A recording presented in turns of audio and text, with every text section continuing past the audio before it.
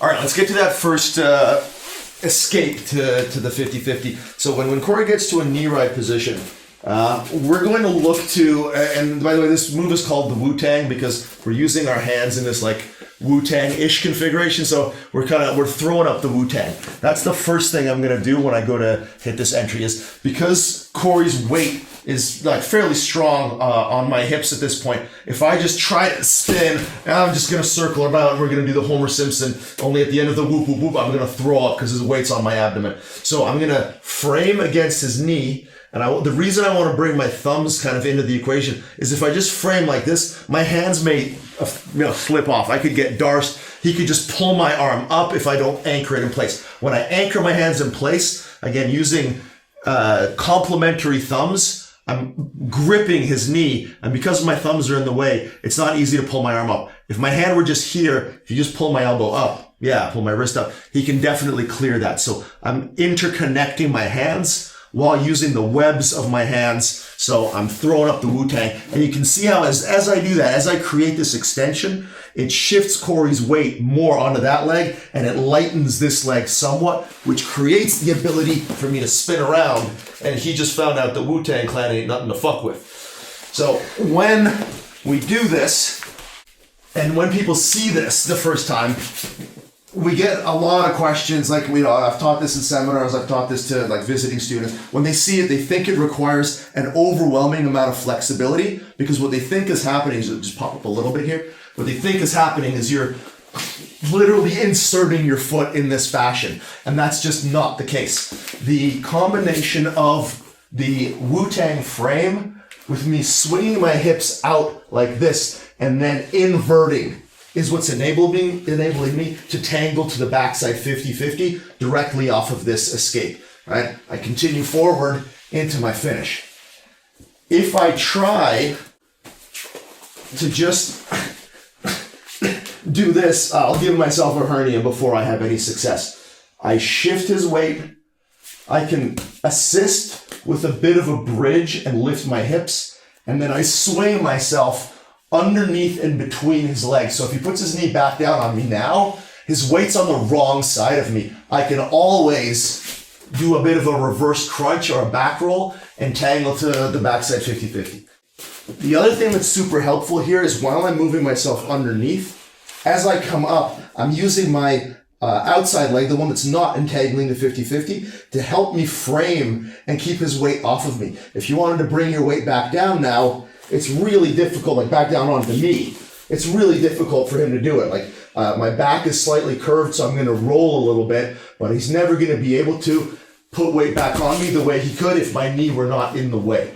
So I'm framing him here and I'm pulling my knees to my chest. I'm never keeping my hips on the ground and trying to use leg flexibility or dexterity here. I've bridged, I've moved my hips out, I've pushed his weight past my center line, and now I'm bringing my knees up and I'm doing a reverse crunch. This is allowing me to come straight into my finish. Without Corey there, what this looks like, my feet are in base, I'm extending and shifting out to here, and then curling up. I'm wrapping my leg around him and dropping down into the backside 50-50. Get you back in here. That's what it looks like kind of executed quickly. This is by far my favorite way of getting into the backside 50-50, and it's my favorite sort of like bad position defense because every other escape that you're doing, they're quite difficult. There's a lot of work. If you get mounted, if you get put in side control back, there's a significant amount of work getting out. And usually you're getting out to an improved position, but almost never directly into a finish. This goes from somebody just passed your guard and is about to crush you to you're breaking their leg inside of about a second. So like a huge dramatic, like Hail Mary kind of swing, but it's incredibly reliable. Again, like for the most part, people that I train with don't even go to knee right on me because they're so familiar with my success rate with this that they just know they're going to be defending a backside 50-50 attack from this position. So if you get good at this, if you get proficient at understanding the weight shifts and moving your hips and freeing them and just keeping the frames underneath your partner's body to allow you to actually tangle into the 50-50, I promise you, you're going to be super successful with it. If you wait until someone's crushing you and like really driving their weight, it doesn't work that way. I'm actually on record as thinking that a lot of like easy escapes are bullshit, in the sense that instructors tend to like, frankly, like fantasize or straight up lie to their students, like, oh, it's easy to escape this, oh, it's easy to escape that. If somebody establishes a good dominant position on you, the basic physics of it and sort of like the rules of reality in jiu-jitsu dictate that it's not easy to escape those things. This is not that. This is a scenario where somebody's just starting to get their knee on your hip. They haven't started to crush you yet. They don't have their knee in your sternum. They haven't broken your alignment. They haven't gotten access to your limbs. Nothing like that has happened yet. They just breached your initial line of defense and started to put their knee on your hip. If at that point you're able to immediately frame them and start inverting, you're going to prevent them from actually establishing their position, and you'll be able to have a pretty, like, if not easy, certainly simple time of getting to the backside 50-50 and having a crack at finishing them right away. So Rob, when you demonstrated that, Corey was with his hands on the ground, with his weight quite bent over. Does it change if his weight's more upright? Not really. I'm shifting his weight around with my friend. So like if you keep your weight more upright, like take your hands off of me and just sit here. This is still very viable. The fact that I can shift him, you can see like as I move, he has to put his hands on the ground. That wasn't him choosing to put his hands on the ground. That's me being an unstable platform. And because he's trying to maintain his weight over my hips, as my hips move around, he's having to put his hands on the ground to keep from falling over. So it makes no difference if somebody's down, putting their hands on you, putting their hands on the mat, or postured up. What does make a difference is if you wait until their knee really sinks down, because there now this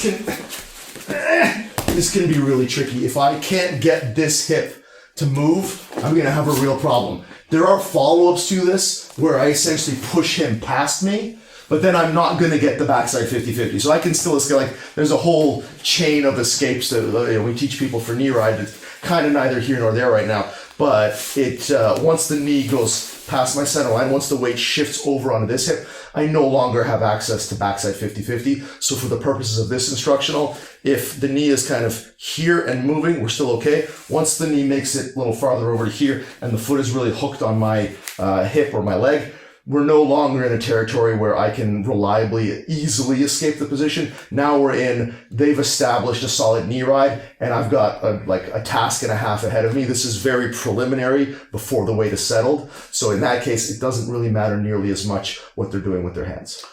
And second question, you're a tall guy, you've got long arms. Yeah. What if you had shorter arms and the guy had really long legs? Well, then it doesn't work. Well, no, it's like at a certain size disparity, it just doesn't work. If we go, like Corey, if you go on bottom, I'm reasonably taller. Like, how tall are you? 5'11". So I'm 6'2". So like I'm a little bit taller. For Corey, this is not a problem. He can easily reach my knee pit.